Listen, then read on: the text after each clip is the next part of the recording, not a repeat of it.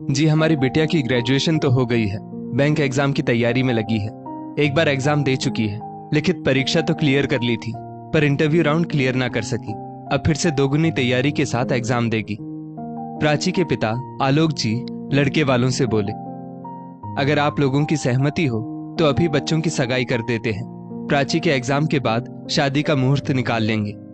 प्राची की माँ वंदना जी बोली, नहीं नहीं, हम ज्यादा इंतजार नहीं कर सकते। शादी तो 2 महीने के अंदर ही करनी होगी।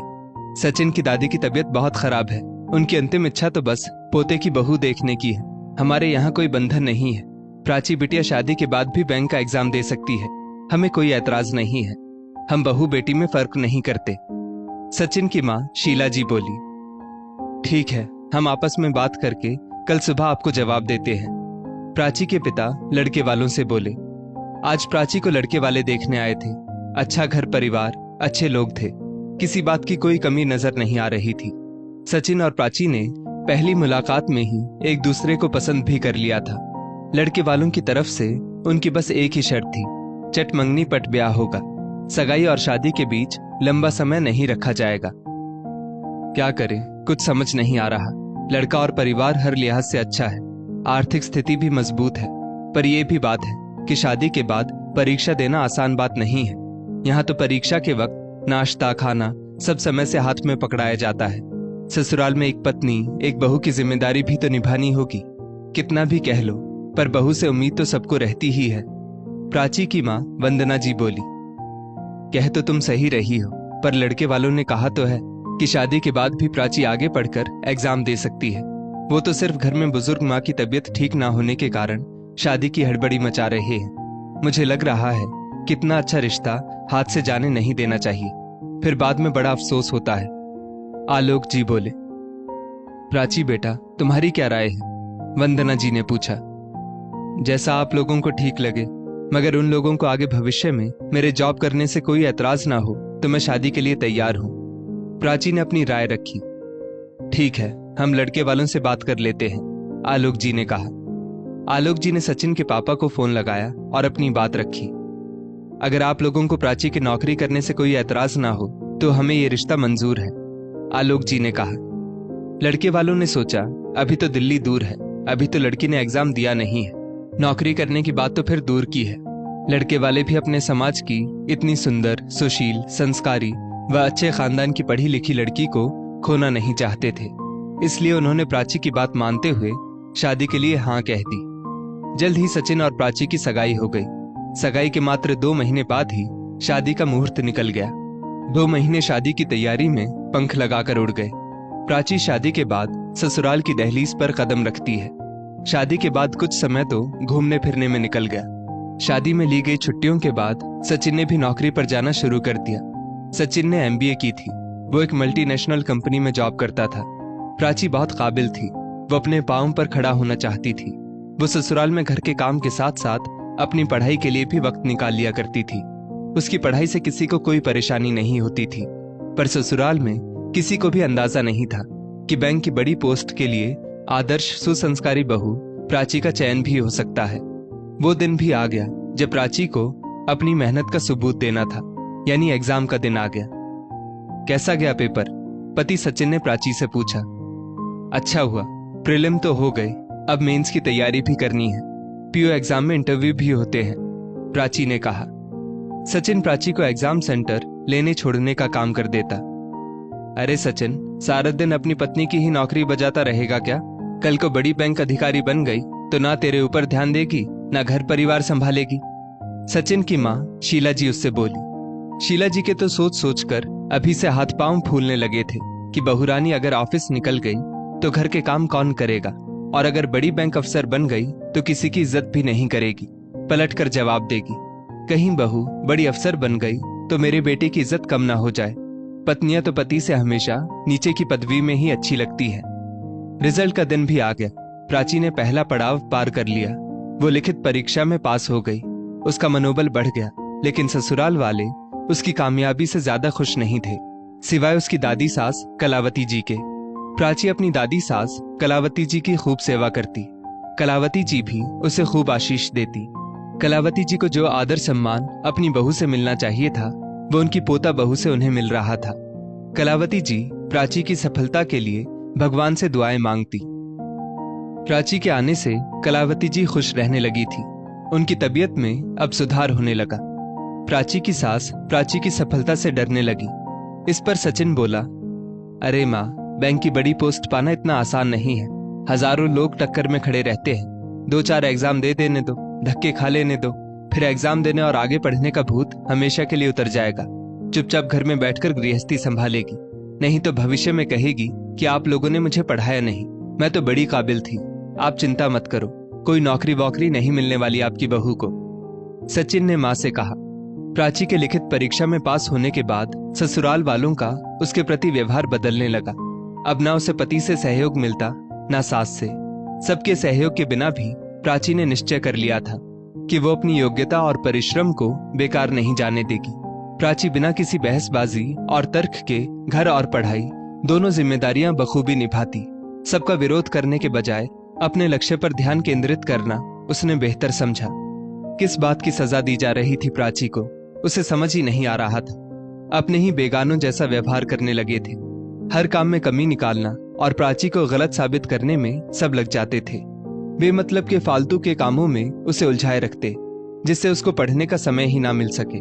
प्राची के सामने सबकी असलियत आ गई थी। प्राची का पति सचिन सीधे सीधे कुछ नहीं कहता, पर उसके सामने ऐसी स्थिति उत्पन्न कर देता कि उसका अपने लक्ष्य के प्रति ध्यान केंद्रित ही ना रह सके। इतने विरोध के बावजूद प्राची की मेहनत और दादी सास के आशीर्वाद से प्राची का चयन सरकारी बैंक अधिकारी के रूप में हो गया। ससुराल में किसी को यकीन ही नहीं हो रहा था। कितनी रुकावटें पैदा करने के बाद भी प्राची ने सफलता कैसे हासिल कर ली। सबके सहयोग के बिना ही प्राची ने नौकरी ज्वाइन कर ली। उसे पति और सास ने तरह तरह से डराने की कोशिश की। उन्हें लगा प्राची घबराकर अपना रास्ता बदल लेगी। अरे घर 6 किलोमीटर दूर है बैंक से, रोज 12 किलोमीटर का सफर करना होगा। मेरी माँ इस उम्र में घर के काम कैसे करेंगी? कोई मेहमान वगैरह आया तो उनकी आवभगत कौन करेगा? तुम्हें भी घर की जिम्मेदारियों के साथ साथ नौकरी करना पूरी तरह से थका देगा। तुम्हारी सेहत पर असर पड़ेगा। सचिन ने हर तरह से प्राची को समझाने की कोशिश की, लेकिन प्राची किसी भी कीमत पर इस अवसर को गंवाना नहीं चाहती थी।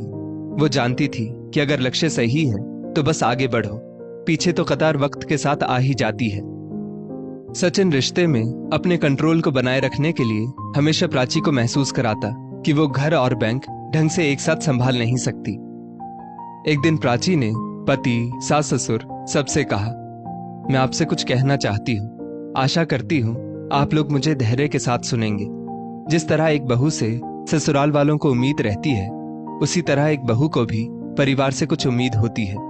हजारों सपने, हजारों उम्मीदों के साथ एक लड़की अपने माता पिता का आंगन छोड़कर, अपने परिवार को छोड़कर ससुराल आती है। उसे भी उम्मीद होती है कि नया परिवार उसे अपनाएगा, उसकी खुशी में खुश होगा। लेकिन अफसोस की बात है कि तन मन से सेवा करने के बाद भी ससुराल वाले उसे अपनाते नहीं हैं। बहू की खुशी में खुश नहीं होते, बहू की सफलता में शामिल नहीं होते। ससुराल का हर सदस्य हर मोड़ पर बहू की परीक्षा लेता है। उसके हर काम का माइक्रोस्कोप लेकर मूल्यांकन करते हैं। सचिन जी, हमारी शादी के तुरंत बाद जब आपकी कंपनी को एक नया प्रोजेक्ट मिला था, उस प्रोजेक्ट का आपको हेड बनाया गया था, तब मैं आपकी तरक्की से कितना खुश हुई थी। आप काम में अपना बेस्ट दे सके, इसलिए हर तरह के तनाव से आपको दूर रखने की कोशिश करती थी। आपको employee of the year award दिया गया। ये खबर सुनते ही मैंने सबसे पहले भगवान के आगे शुक्राना का दिया लगाया। आपके सब दोस्तों को सपरिवार खुशी में शामिल होने दावत पर बुलाया। अपने हाथों से आपका फेवरेट केक बनाया। आपकी तरक्की में कितनी खुश थी मैं, प्राची ने कहा। सचिन चुपचाप सुनता रह गया। और पापा जी, आपके सोसाइटी प्रेसिडेंट बनने पर मैं कितनी उत्साहित हो गई थी।